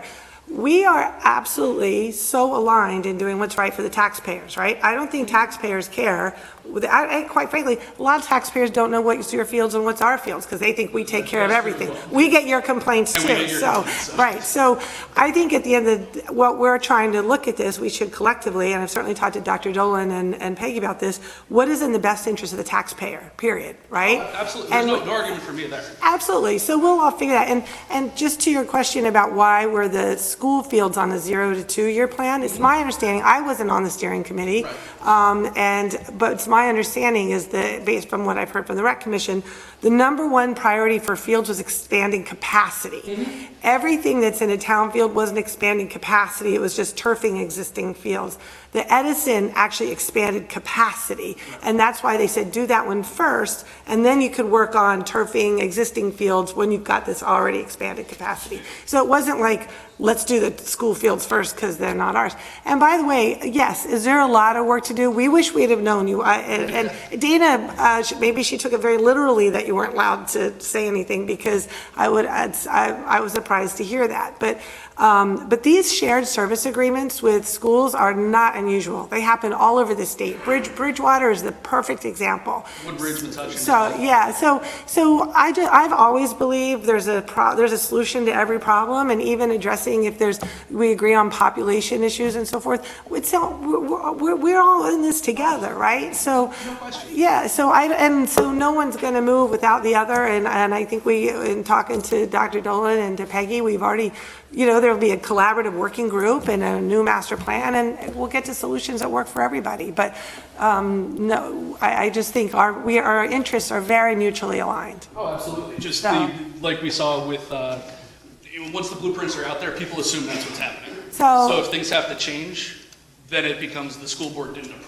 Well, let me ask you this. Other than practical considerations, which will reveal themselves, right? If, I don't know, something comes up and it's not feasible, do you have an objection to this potential? In concept, absolutely not. Okay. I think it's a fantastic way to get a project done that wouldn't get done otherwise. Great. So then that's where we start, right? And I think all I can say is, our assurance, if these things don't materialize for very pragmatic reasons, I mean, we'll own that, right? But I do think the public would give us a lot of credit for working together to actually see, and if it doesn't work, at least we can say we work together and this is the reasons why we can't. But, and we would jointly own that. That wouldn't be, we would never put you guys in that position.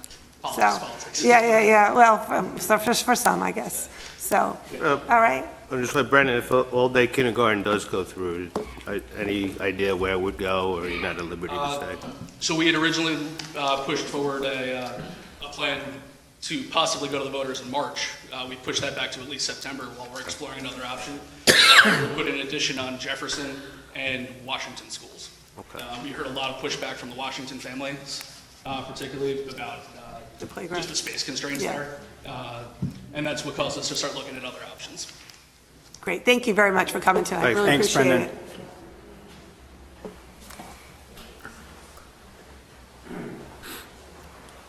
Hi, Sean Smith, 541 Cumberland Street.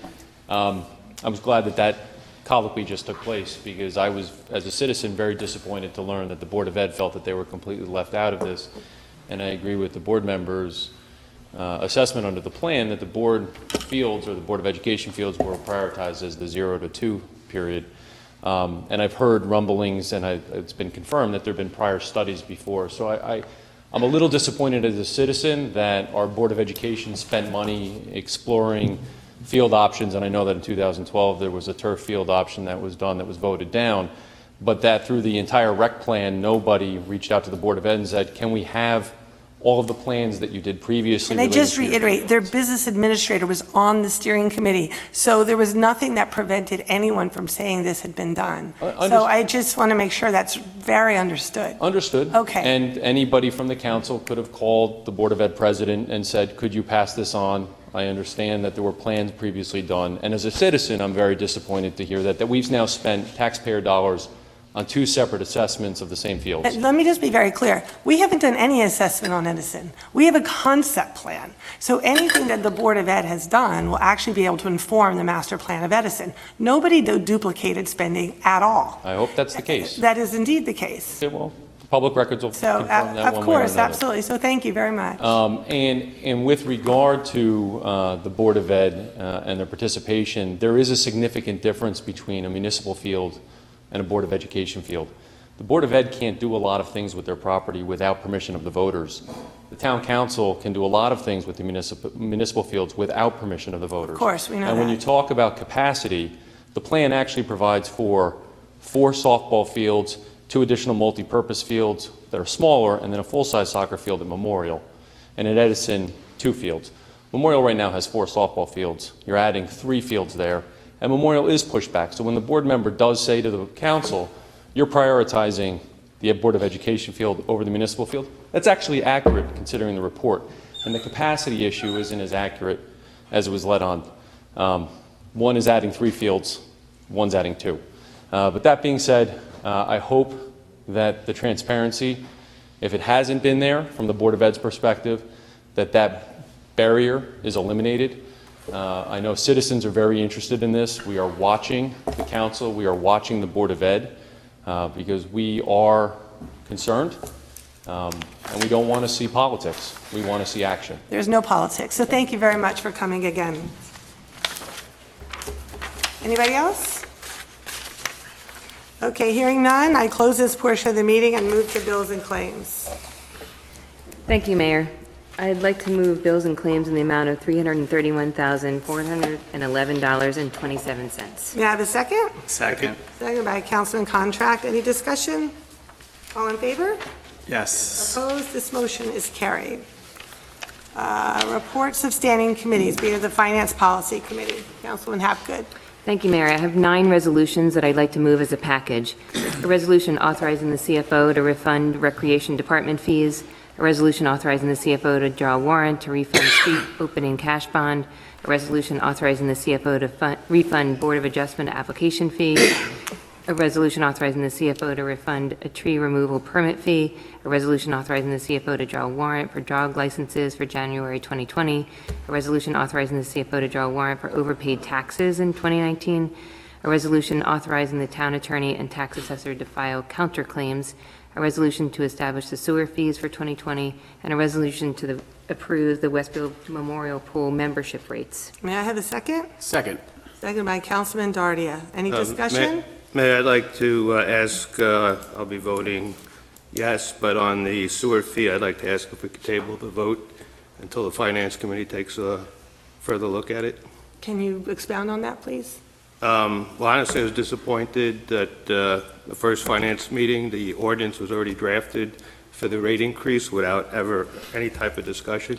So I asked that the Finance Committee tables this and everyone here votes and we look at it further on the Finance Committee.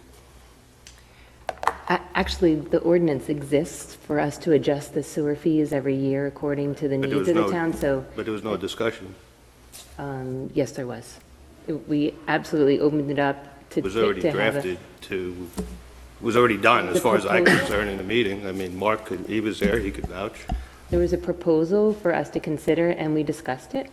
I've been on the and council for 8 it- years and I've never seen anything done like that. So Mark, what are you suggesting? I just suggest we table it, take a further look at it, and, I want to work with everybody and try to bring, the biggest thing I hear about being on the town council is affordability for residents.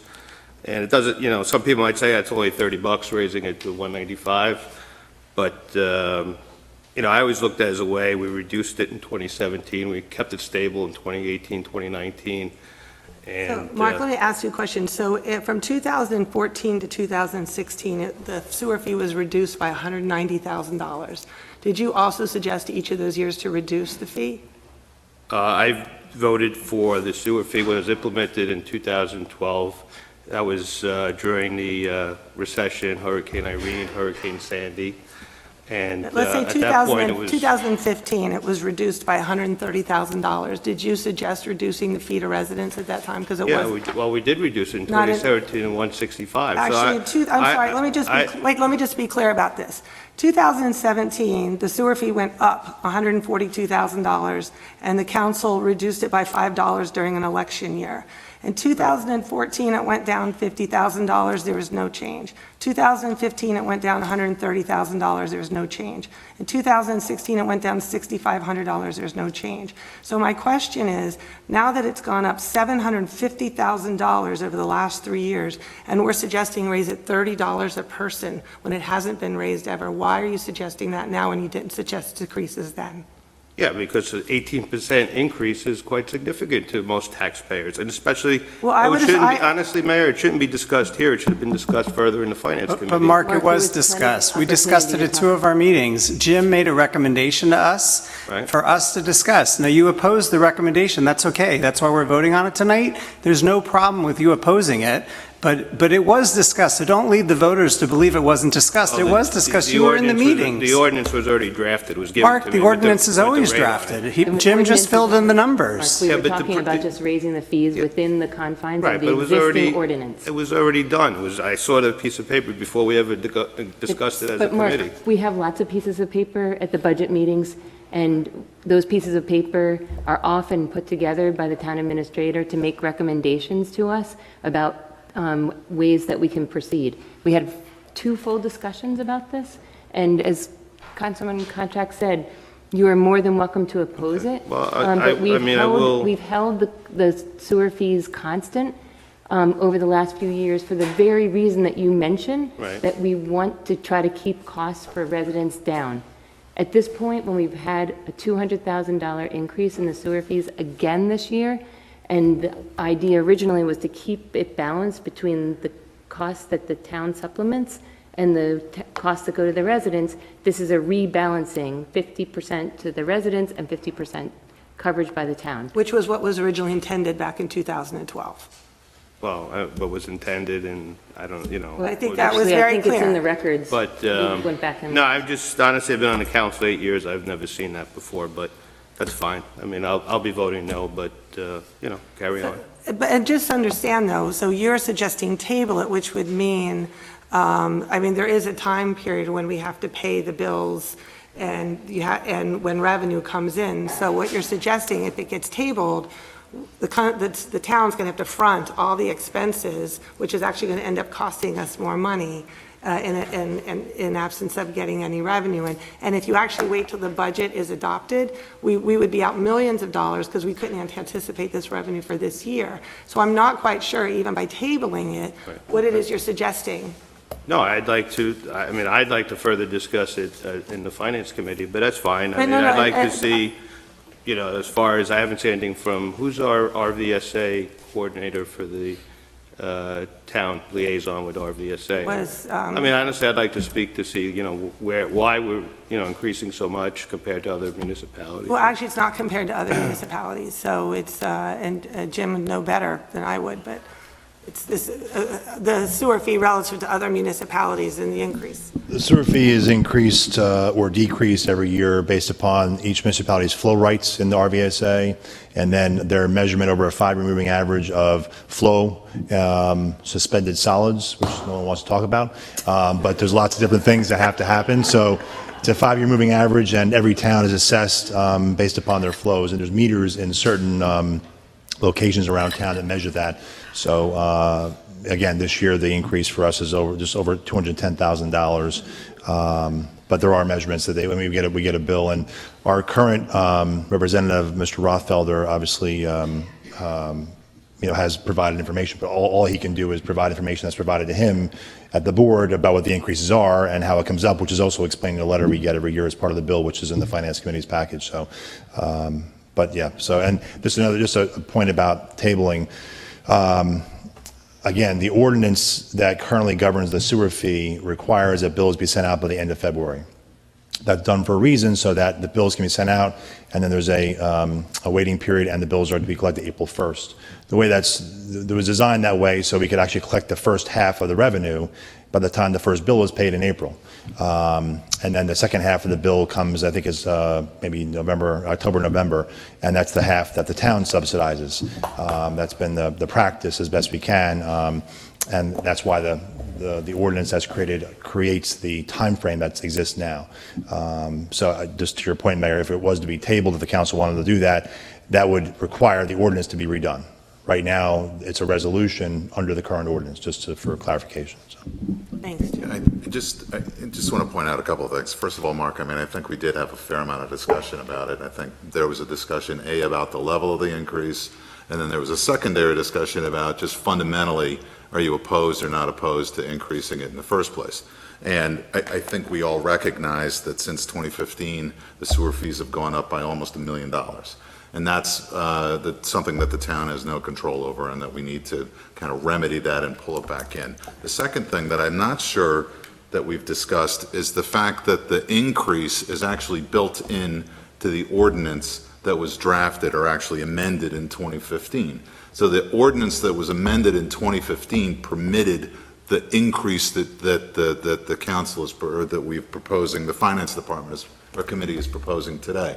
I'd point out that in 2015, you voted in favor of the increase to begin with. And so in concept, back in 2015, in December of 2015, the idea of the sewer fees increasing up to a certain level that was not expected, B, that this would be an ordinance that would go through not for only a limited period of time, for example, expiring in 2015, but now there's no expiration date in the ordinance.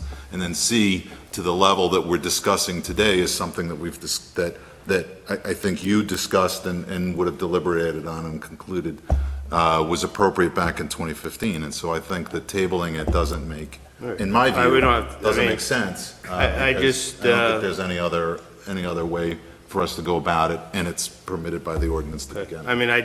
Honestly, we never discussed the dollar amount was on the draft when we came in, you know that. Right. And we didn't discuss, as a part of a committee, I would have liked to see how we got to that 190. And I know how we got there, but obviously, I'm not comfortable with the process, but I'll be voting in no. context, we could have raised it by half of the amount that we're raising it, and that would save every taxpayer 4 cents a day. So I think we're kind of splitting hairs at this point, so maybe we should just vote. Yeah. Well, maybe we, should look and incorporate that into the overall tax, because at the end of the day, it's not fair if a family of one or a household of one pays the same. Yeah, and then Mark, we've had this those discussion. those things are absolutely legitimate things to talk about. That's why it was raised and why we debated it in 2 meetings, on a Saturday and on a Tuesday night. But I didn't see any counter proposal from you on this until we got here I tonight. didn't have time. It was already, the price was already negotiated. No. Okay, so All right, we'll shall disagree, I repeat but myself okay. about the pieces of paper at the budget meetings? I can. The pieces of paper at the budget meetings are recommendations, and that at that point we had a full discussion as a finance committee about what we would do about the sewer fees for this year. Okay. Okay, so we'll vote on all of them, and so all in favor, all 9? Yes. So we'll want to pull out the sewer fee and do that one separately? I'm voting yes on all except. So why don't we vote on 1 to 7 and 9 and leave 8 separate? Yes. So you've already had a motion. Yes. For all 9. That's right. So I think you need to vote, and it's noted on the record for Tara's purposes that Mr. LaGripa will be voting no on number 8. Okay. Just want to make sure the motion still goes forward. Fantastic. So all in favor? Yes. Yes. Opposed? This motion is carried. No. Yes. Thank you. Next is the Public Safety Transportation Parking Committee. Councilman Dario. Thank you, Mayor. I have 2 resolutions that I would like to move as a package. Number 1, resolution supporting the establishment of a fire chaplaincy program for the Westfield Fire Department and the appointment of fire chaplains. And number 2, resolution authorizing the Westfield Police Department to participate in the Law Enforcement Support Officer LASO 1033 program. May I have a second? Second. Second by Councilman Hapgood. Any discussion? All in favor? Yes. Opposed? This motion is carried. I would also like to move General Ordinance Number 2158 on first reading, an ordinance to amend the Code of the Town of Westfield, Chapter 13. May I have a second? Second. Seconded by Councilman Contract. Any discussion? Please call the roll. Councilwoman Habgood? Yes. Councilman Parmalee? Yes. Councilman LaGrippo? Yes. Councilman Katz? Yes. Councilwoman Mackey? Yes. Councilman Contract? Yes. Councilman Dardia? Yes. Councilman Boyce? Yes. Mayor Brindle? Yes, this motion is carried. Next is the Code Review and Town Property Committee. Councilman Mackey. I move for the adoption of a resolution referring the Parks and Recreation Master Plan to the Planning Board. May I have a second? Second. Second by Councilman Dardia. Any discussion? All in favor? Yes. Yes. Opposed? This motion is carried. I also have two ordinance for introduction this evening. The first is General Ordinance Number 2159, an ordinance establishing the Human Relations Commission for the Town of Westfield. I would like to move General Ordinance Number 2159 on first reading. May I have a second? Second. Second by Councilman Hapgood. Any discussion? Please call the roll. Councilwoman Habgood? Yes. Councilman Parmalee? Yes. Councilman LaGrippo? Yes. Councilman Katz? Yes. Councilwoman Mackey? Yes. Councilman Contract? Yes. Councilman Dardia? Yes. Councilman Boyce? Yes. Mayor Brindle? Yes, this motion is carried. I would also like to move Special Ordinance Number 2219 on first reading, a special ordinance authorizing the sale of town property known as 320 Virginia Street, Block 5706, Lot 2, in the town of Westfield. May I have a second? Second. Second by Councilman Contract. Any discussion? Please. Just want to make sure, just so it's clear, again, this is a portion of Lot 2, which is a 1,800 square foot portion to square off the resident who requested its lot. There's still almost an acre of property the town owns, which will be maintained as a natural area. This is a very small portion of Lot 2, just to be clear. Great, thank you. Please call the roll. Councilwoman Habgood? Yes. Councilman Parmalee? Yes. Councilman LaGrippo? Yes.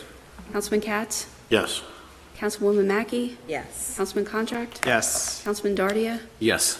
Councilman Boyce? Yes. Mayor Brindle? Yes, this motion is carried. And the reports from department heads are accepted. Mayor, can I just make one quick? Absolutely. Just an announcement, just to make sure residents heard. The Conservation Center, we were able to open it every day, Monday through Friday, from 9 to 12 noon. If you want to take advantage of all the recycling opportunities, including the food waste, I'm looking at Bonnie. She shakes her head yes. So I know the Conservation Center is only open every other Saturday, but it is open Monday through Friday in the morning, 9 to 12, for all the recycling. Follow the road signs to be safe in there, but we made a special arrangement with the Public Works Department, so thanks to Director O'Neill, so we can keep the momentum going on all the recycling. Great, thank you. May I have a motion to adjourn? By Councilman Rabbit, seconds. Second by Councilman Hapgood, all in favor? Yes. This motion is carried.